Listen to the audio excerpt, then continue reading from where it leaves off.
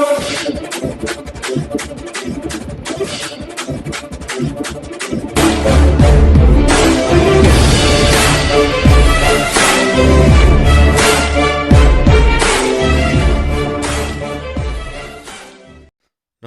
प्यारा हिंदुस्तान न्यूज 24/7 में आपका हार्दिक स्वागत है।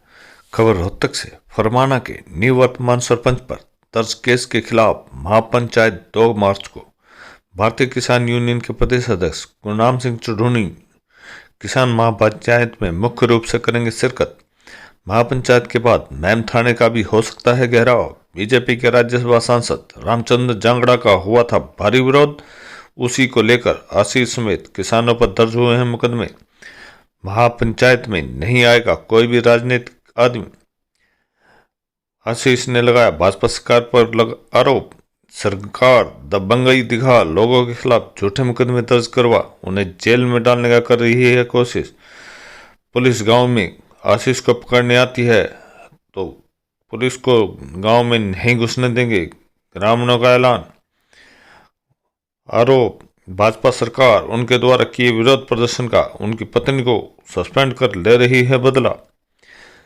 महम में राज्यसभा सांसद रामचंद्र जांगड़ा का विरोध करने का मामला तूल पकड़ता जा रहा। एक और पुलिस ने इस संबंध में फरमाना गांव के सरपंच रहे आशीष के खिलाफ विभिन्न धाराओं में मामला दर्ज किया है, तो वहीं आशीष की पत्नी को भी सरकार ने सस्पेंड कर दिया।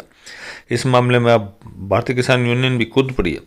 महम पुलिस ने राज्यसभा सांसद को काले झंडे दिखाने, उनकी गाड़ी के आगे आने, हुल्लड़बाजी करने व नारे लगाने के आरोप लगाते हुए फरमाना के निवर्तमान सरपंच आशीष समेत करीब 200 अन्य युवकों के खिलाफ मामले दर्ज किए।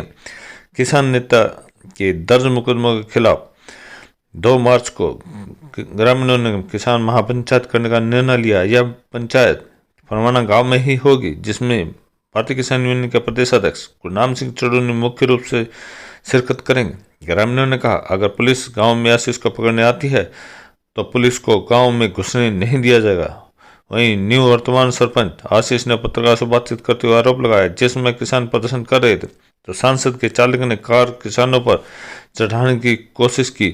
इसमें कई किसान घायल भी हो गए। वे इस मामले को लेकर दिल्ली में प्रदेशाध्यक्ष गुरनाम सिंह चुढ़ुनी से मिले थे तो चुढ़ुनी ने आंदोलन जारी रखने का आदेश दिया था। उनका कहना है कि आंदोलनकारियों के खिलाफ दर्ज किए गए मुकदमे वापस नहीं लिए तो भारतीय किसान यूनियन कड़ा रुख अपनाएगी। सरकार इतने दमगई दिखा रही है कि इन लोगों के खिलाफ झूठे मुकदमे दर्ज करवाकर जेल में डालने की कोशिश कर रही है।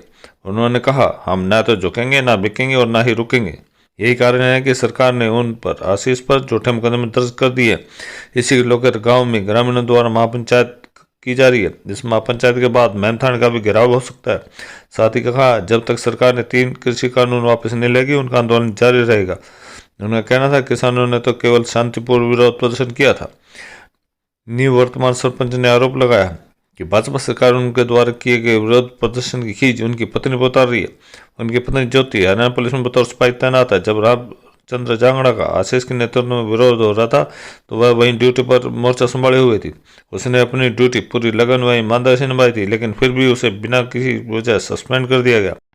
ध्यान रहे कि बीते शनिवार को भाजपा के राज्यसभा सांसद रामचंद्र जांगड़ा को उनके गृह कस्बे महम में किसानों के कड़े विरोध का सामना करना पड़ा था। वे एक निजी स्कूल के इंडोर स्टेडियम का उद्घाटन करने पहुंचे थे। किसानों के कड़े विरोध के चलते पुलिस ने कड़ी सुरक्षा में जांगड़ा को वहां से बाहर निकाला था। किसानों ने राज्यसभा सांसद को काले झंडे भी दिखाए थे। एक युवक तो सांसद की गाड़ी के आगे भी लेट गया था। इस मामले में पुलिस ने करीब 200 लोगों के खिलाफ मामला दर्ज किया। किसानों के विरोध के चलते कार्यक्रम स्थल पर पहुंचने से पहले ही पहलवान योगेश्वर दत्त भी मैम से वापस लौट गए थे। रोहतक से के चौधरी की रिपोर्ट। नमस्कार भाई साहब, मैं आशीष सरपंच फरमाना हल्का में।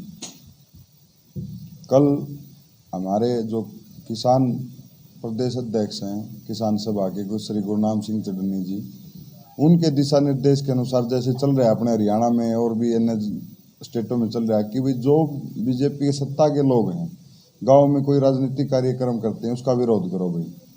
इसी अनुसार हमने जैसे कल सरस्वती स्कूल में रामचंद्र जांगड़ा जी राज्यसभा सांसद व योगेश्वर दत्त जी पहलवान जो इनके बड़ौदा से कैंडिडेट रह चुके हैं, उनका कार्यक्रम था। उन्होंने कार्यक्रम में शिरकत करने आना था। तो वहाँ जब ये रामचंद्र जांगड़ा जी आए, ये अंदर चले गए। हम थोड़े लेट पहुँचे। वहाँ हमने जैसे ही अपनी नारे लगाने शुरू करे, किसान एकता जिंदाबाद। तो जब ये बाहर निकले तो हमने इनका विरोध प्रदर्शन किया। इन्होंने, इसके ड्राइवर ने, पता नहीं रामचंद्र जांगड़ा ने बोला या उसने खुद अपनी समझ से हमारे एक दो साथी को चोटें भी है, उनके ऊपर गाड़ी चढ़ाने की कोशिश की, जिससे हल्की फुल्की चोटें आई हैं। ये भाई साहब इतनी तानाशाही सरकार हो चुकी है, मेरे ऊपर झूठा मुकदमा दर्ज करवाया इन्होंने, कल 4 धारा लगवा दी। आज भी लोकतंत्र में सबको अधिकार है अपने विचार रखने का, अपनी आवाज़ उठाने का, अपने हकों की लड़ाई लड़ने का, लेकिन सरकार इतनी दबंगई दिखा रही है कि लोगों को अंदर झूठे मुकदमे दे देकर अंदर डालने की कोशिश की जा रही है। लेकिन हम इस आवाज़ को दबने नहीं देंगे, नहीं झुकने देंगे। ये सरकार को सख्त चेतावनी है कि हम न झुकेंगे, न बिकेंगे, न रुकेंगे। ये तीनों काले कानून वापस नहीं होलेंगे जब तक हम रुकने वाले नहीं हैं। मैं आपके चैनल के माध्यम से आपके सभी दर्शकों को और सभी रोहतक वासियों को, सभी हरियाणा वासियों को एक जरूरी सूचना देना चाहता हूँ। 2 तारीख को फरमाना गांव में जो ये झूठे मुकदमे दर्ज कराए गए हैं, इनको वापस करवाने के लिए 2 तारीख को फरमाना गांव में इन मुकदमों वापस करवाने किसान महापंचायत का आयोजन किया जा रहा है, जिसके मुख्य अतिथि श्री गुरनाम सिंह चडनी जी होंगे दोपहर 12 बजे 2 मार्च 2021 को।